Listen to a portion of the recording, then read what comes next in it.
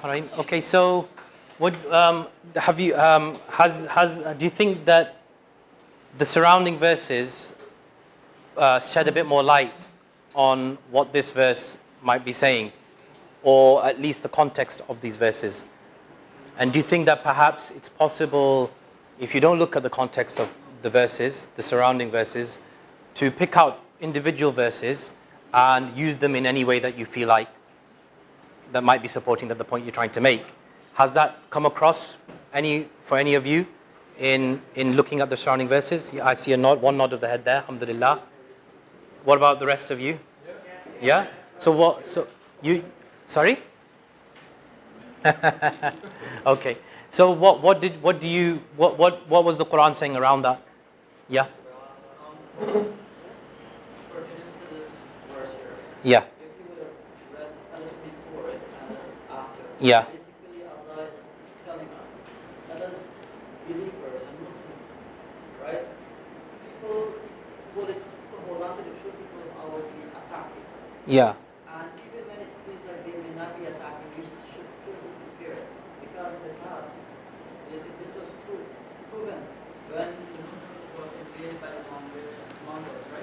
Yeah. And when they were called up by the leader and he told them, as the one who have all these wealth, all these gold, hidden below your castles. And if you would have used it even to build half of it or a little of it, Yeah. an army, Yeah. right, that is strong enough, I would have never been able to invade you. And he was a conqueror. And by this, because of this, he told them then, this gold that you were trying to protect, you shall die by it. Okay. Because you did not think of the people and of the purpose of what you are here to secure. This is not your real treasure. It is the treasure is Islam.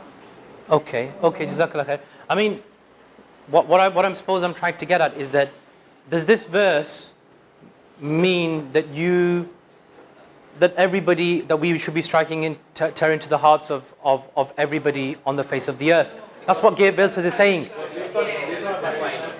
Huh? Based on the violation of the treaty, isn't it? It's talking about them, isn't it? Yeah? Very specific, isn't it? Yeah. If you speak of this, you look at it isolated, like you think that India is supposed to attack any and anybody. But Yeah. the following ayah says that if they incline to peace, you incline to it as well. Exactly. See, that's what I want. I want you to pick out the verses and tell me what the verses are saying. Exactly. So if they incline to peace, you incline to peace. So what is it saying? It's saying that if people want peace, then you are peaceful as well. And then what is it? Yes, and if the opposite, if they don't, then of course you have to also defend yourself and attack them as well. And and actually, in the next verse after 61, what does it say? Should they seek to deceive you, Allah is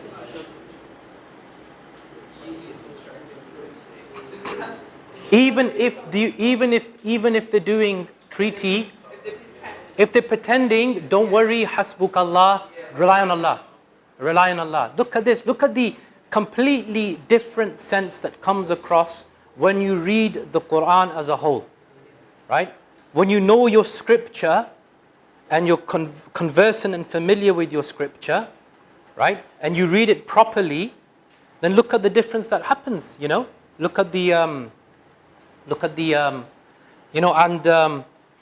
actually if you go to the Bible, there are verses that are far.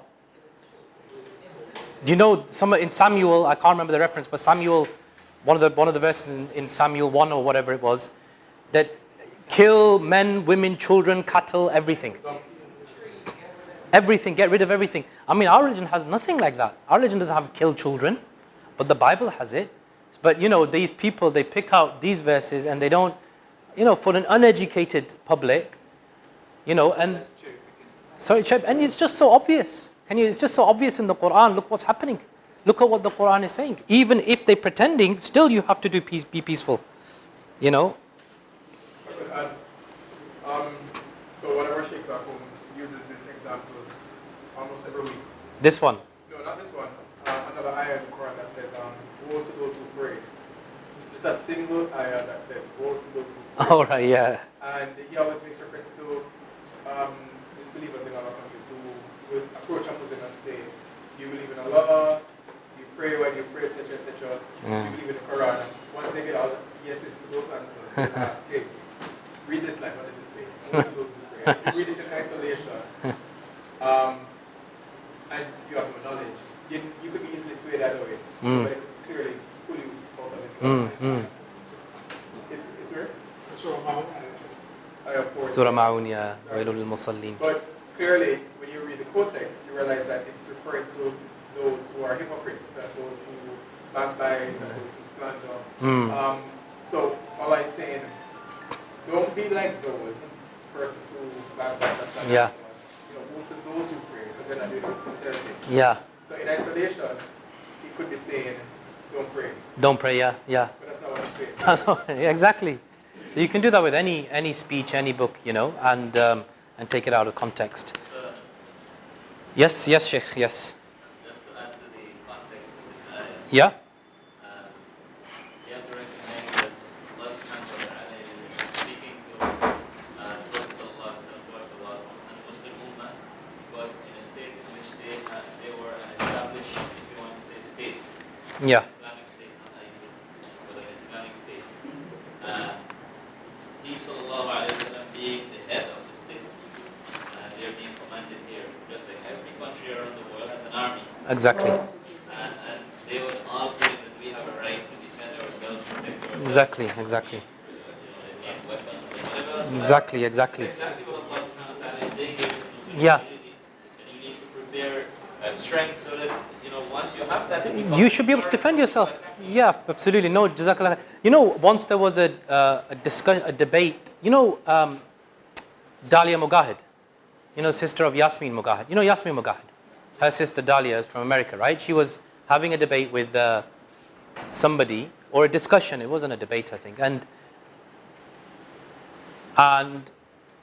I think it was, if I'm not mistaken, it was her. And she said that, she was asked, is Islam a peaceful religion? Right? Is Islam a peaceful? She goes, well, if you mean by that, does Islam prefer a state of peace over war, then yes, if that's what you mean, right? But we have in the Prophet ﷺ an example of how to conduct a just war. In the example of the Prophet, which the Christians don't have. So they say that your Prophet was a warmonger, your Prophet was violent, your Prophet spread Islam by the sword, all of these things. But in fact, as Sheikh Abdul said, that the Prophet ﷺ was driven out of his home, right? Then he was attacked in his own home in Medina. The state was, any country in the world would defend themselves. Would Britain, my country, they don't want to get rid of the nuclear deterrent, right? Why don't they want to get rid of the nuclear trident? Why? Because it's a deterrent, right? And they know that it gives them power, So any state needs to defend its borders. And the Prophet ﷺ had a state, right? And in fact, he didn't necessarily want a state, but he did. He was ordered by Allah subhanahu wa ta'ala. He said, I wouldn't have left you Makkah, and he offered them power. And we talked about that yesterday. So, but that was a reality, and these are the contexts of those verses, which is another important point to make, that there was a state, and these verses are talking about that. Okay, now, in terms of this, the short topic, and then I'll give you another exercise, and then actually, hang on, what's the time now? The time is 10 past 12. We finish at half past, right? Yes. Half past. Okay, so 20 minutes. Just give me 1 second, please. I've just lost my notes again.